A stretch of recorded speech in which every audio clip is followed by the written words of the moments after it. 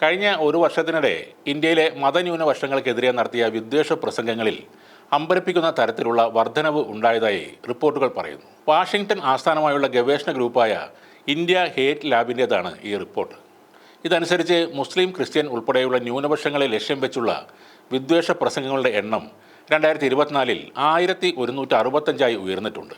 മുൻ വർഷത്തിൽ ഇത് 668 74% വർധനവാണ് ഉണ്ടായത്. ഇതിൽ ഭൂരിഭാഗവും ഏകദേശം 98% മുസ്ലിങ്ങളെയോ ക്രിസ്ത്യാനികളെയോ ലക്ഷ്യം വെച്ചുള്ളതാണ്. 2024 മാർച്ച് 16 ജൂൺ 1 ഇടയിലാണ് ഈ വിദ്വേഷ പ്രസംഗങ്ങളുടെ 1/3 എണ്ണവും സംഭവിച്ചതെന്നും റിപ്പോർട്ട് പറയുന്നു. കഴിഞ്ഞ വർഷം ഇന്ത്യയിൽ നടന്ന ദേശീയ തെരഞ്ഞെടുപ്പിൽ ഹിന്ദു ഭൂരിപക്ഷത്തെ അണിനിരത്തുന്നതിനായി പ്രധാനമന്ത്രി നരേന്ദ്രമോദിയും അദ്ദേഹത്തിൻ്റെ പാർട്ടിയായ BJPയും തങ്ങളുടെ പ്രചാരണ വേളയിൽ മുസ്ലിങ്ങൾക്കെതിരെ വലിയ തോതിൽ വിദ്വേഷ പരാമർശങ്ങൾ നടത്തിയതായി വിമർശകരും മനുഷ്യാവകാശ ഗ്രൂപ്പുകളും പറയുന്നു. തൻ്റെ റാലികളിൽ മോദി മുസ്ലിങ്ങളെ മിക്കവാറും വിശേഷിപ്പിച്ചത് നുഴഞ്ഞു കയറ്റക്കാർ എന്നാണ്. പ്രധാന പ്രതിപക്ഷമായ കോൺഗ്രസ് പാർട്ടി വിജയിച്ചാൽ രാജ്യത്തിൻ്റെ സമ്പത്ത് മുസ്ലിങ്ങൾക്ക് വിതരണം ചെയ്യുമെന്നും അദ്ദേഹം പ്രസംഗത്തിലൂടെ പലതവണ പറഞ്ഞിരുന്നു. ന്യൂനപക്ഷ വിഭാഗങ്ങളോട് വിവേചനം കാണിക്കുന്നില്ലെന്നും മോദിയും അദ്ദേഹത്തിൻ്റെ BJPയും ആവർത്തിച്ച് പറഞ്ഞിട്ടുണ്ട്. എങ്കിലും ഭരണഘടനാപരമായി മതേതരത്വത്തെ മുറുകെ പിടിക്കുന്ന ഒരു രാഷ്ട്രമായ ഇന്ത്യയെ ഒരു ഹിന്ദു രാഷ്ട്രമാക്കാൻ മോദിയുടെ ഹിന്ദു ദേശീയവാദ പാർട്ടി ശ്രമിച്ചത് തന്നെയാണ് വിമർശകർ പറയുന്നത്. കഴിഞ്ഞ വർഷത്തെ വിദ്വേഷ പ്രസംഗ പരിപാടികൾ ഏകദേശം 30% BJP സംഘടിപ്പിച്ചതായി കണ്ടെത്തി. ഇത് മുൻവർഷത്തേക്കാൾ ഏകദേശം 6 മടങ്ങ് കൂടുതലാണ്. പാർട്ടി നേതാക്കൾ മൊത്തം 452 വിദ്വേഷ പ്രസംഗങ്ങൾ നടത്തിയിട്ടുണ്ട്. മുൻവർഷത്തേക്കാൾ 350% വർധനവാണിത്.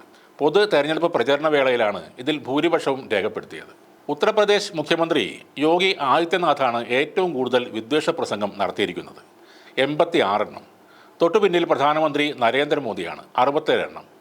58 എണ്ണവുമായി അമിത്ഷായാണ് 3-ാം സ്ഥാനത്ത് എത്തിയിരിക്കുന്നത്. BJPയുടെ ഭരണത്തിൽ ഹിന്ദു ദേശീയവാദികളെ പ്രധാന സർക്കാർ സ്ഥാപനങ്ങളിലെ ഉന്നത സ്ഥാനങ്ങളിൽ നിയമിച്ചു.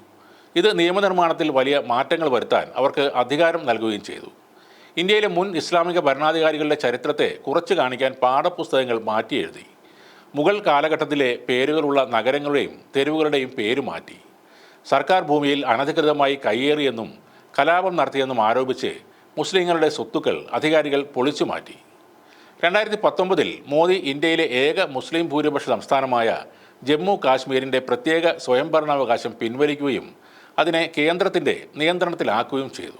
കർണാടകത്തിൽ BJP അധികാരത്തിലിരുന്നപ്പോൾ സ്കൂളുകളിൽ മുസ്ലിം പെൺകുട്ടികൾ ഹിജാബ് ധരിക്കുന്നത് നിരോധിച്ചു.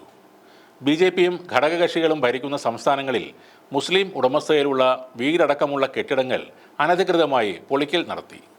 ഇതൊക്കെയാണ് ഈ റിപ്പോർട്ടിൽ പറയുന്നത്. എന്നാൽ ഇന്ത്യയെക്കുറിച്ചുള്ള പക്ഷപാതപരമായ റിപ്പോർട്ടാണ് ഇപ്പോൾ പുറത്തു വന്നതെന്നാണ് BJP ആരോപിക്കുന്നത്.